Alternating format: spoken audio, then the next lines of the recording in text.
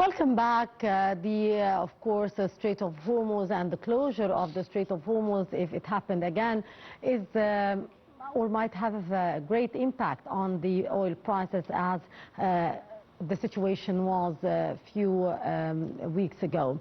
To shed more light on the recent developments on the ground and the impact on the oil prices, we are very much delighted to be joined over the phone by Ambassador Gamal Bayoumy, former Assistant Foreign Minister. Good afternoon to you, Mr. Ambassador. Good afternoon to you. How are you? Ambassador Bayoumy? Yes, I am. I hear you. I am there. Hello. Good afternoon to you, sir. Sir, how would the latest developments on the ground and the attacking of Qatari and Saudi tankers could impact the freedom of navigation in the Strait of Hormuz and thus affecting the oil prices once again? I repeat always that although I am an optimistic person, here I am not, because there are parties who are not in favor of stopping the war. So they are creating problems and so on. So while there are negotiations everywhere between the main two parties, which are Iran and United States, but even so you are seeing such negative development. And this, of course, will affect all of us in the area. It affects the supply of oil, it affects the trade, it affects the international law of navigation, because, of course, these are the freedom of navigation all over the world, and the sea and the oceans is something which nobody can discuss against it. So, but here I am quite sure that Israel and the Prime Minister of Israel, certainly, he will do whatever it takes from him to make this war continuing. Of course. Why? Because I am sorry to repeat what I said before. Yes. Because he will be going to jail if the war stops. The International Court of Crimes is asking for his head. The legal system in his own country is asking for head. So he will always do whatever it takes to continue the war. Another party, which is the American president, which you cannot trust his words for half an hour. He says something, he changed his mind in half an hour, and sometimes he took decisions without consulting his own people, and the result is against his own country. Third party here who will not be happy with the war to stop is the armament arsenal and industry. They sold armaments in our region by trillions of dollars. So they will all do whatever it takes also to make this war continue. Yes. But we are keen about this specific matter which you are talking about, which is the navigation in the Strait of Hormuz. It is very near to us. It affects the supply of oil. It affects the in-between Arab trade, because as you well know, we have a great Arab free trade area. And of course, the navigation here is very important. Also, we were affected by the attacks against the ships crossing the Red Sea. And as our president said, we lost $10 billion less in our Suez Canal revenues because of this. So all of us are affected with the problem of freedom of navigation around us. Sir, do you expect here, after what happened from the attacks on the tankers here, to witness more closure for the Strait of Hormuz, and how that would impact the inflation worldwide, the increase in the prices of oil and gas and the supply chain? Are we going to witness again the problem that we have witnessed after the closure of the strait and before the memorandum of understanding was signed between Iran and the United States? This is another good point, because of course this affects the price of oil. Of course. The price of oil affects all the economies, whether they are consuming oil or they're producing oil, and this makes a hell of problems to the economies. Inflation, of course, rate of interest is getting higher and higher. So everybody is affected by this, and of course the economies are not in good shape at all during this development. Yes.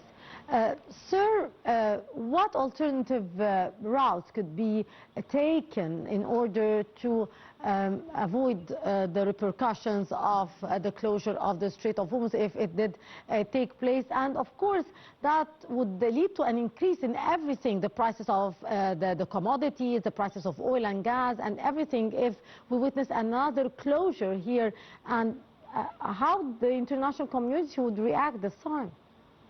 We have many other opportunities and other choices. One of them is the Saudis and the Egyptians are thinking to establish a bridge between Egypt and Saudi Arabia, crossing the Red Sea in certain parts. Now this good idea is again coming back on the table, and the Saudis are thinking of the bridge, or at least to send their oil through the road until the certain points on the Red Sea, then to Egypt, and then to export it again from our ports in Egypt.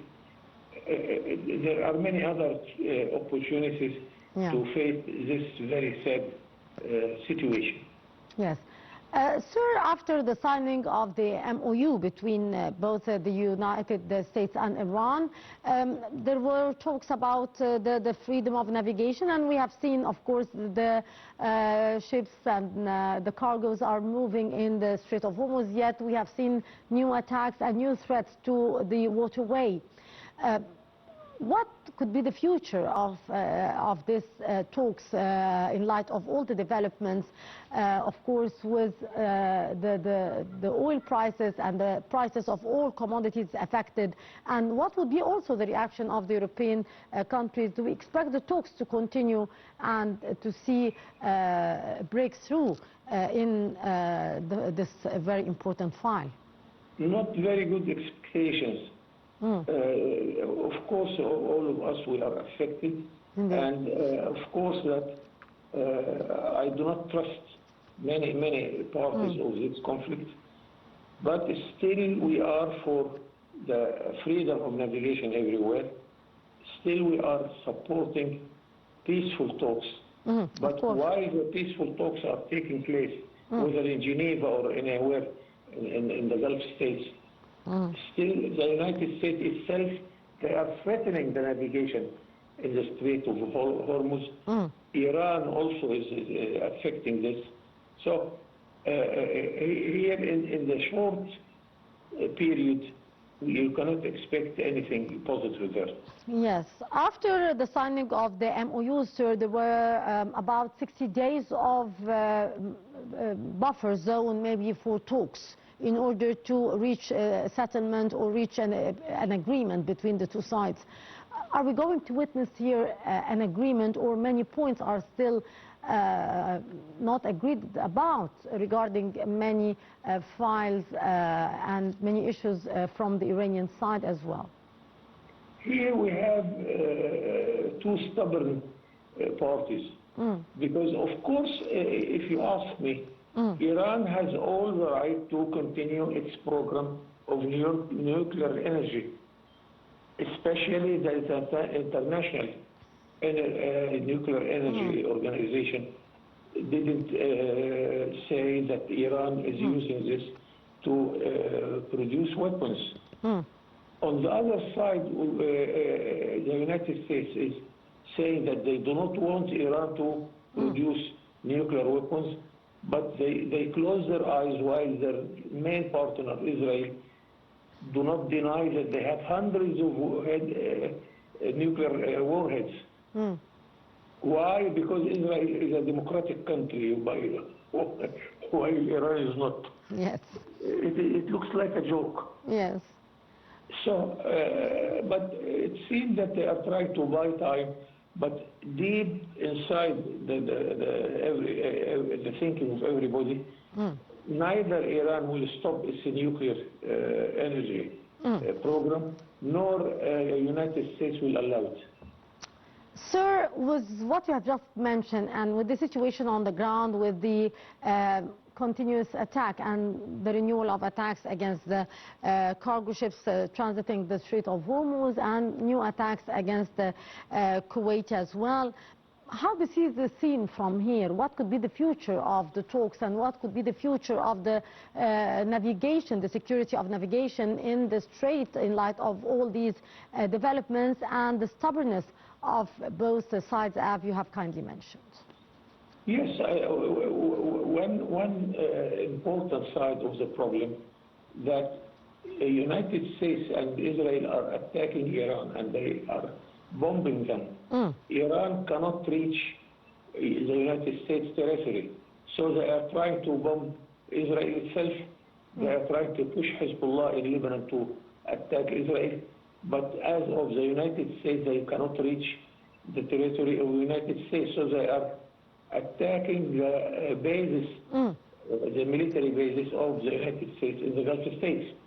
Here's the problem, and we condemn it because they are not as good as enough to avoid bombing even the Arab countries who are hosting those American places.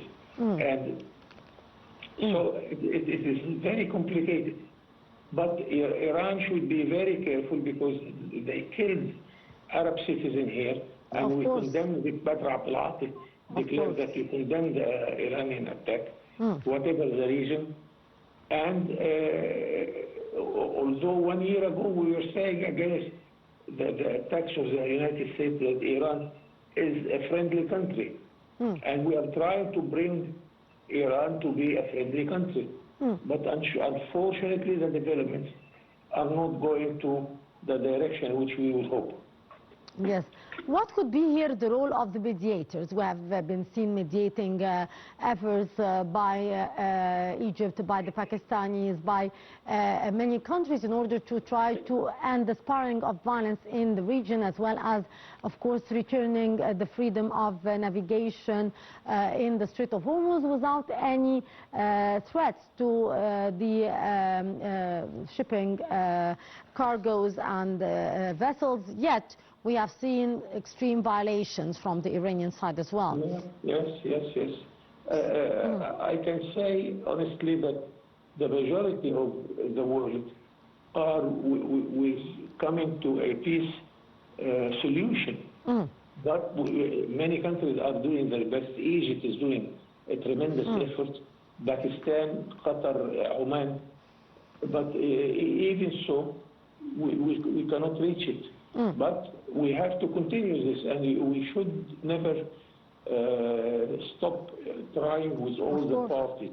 Although we know that some parties are hiding the real aim.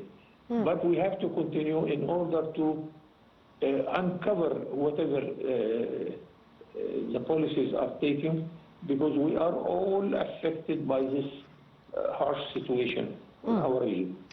Mr. Ambassador, do you believe that after what happened in the Strait of Hormuz and the attacks against the targets in Kuwait as well, we are witnessing a new flare-up of violence in the region?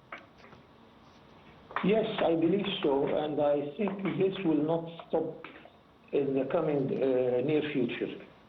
Because as already we agreed upon, that many parties are keen to see the war continues. So what can we do? Thank God that still in Egypt and in some Arab countries, we're still in a very good position, standing on strong feet. Our internal front is very good.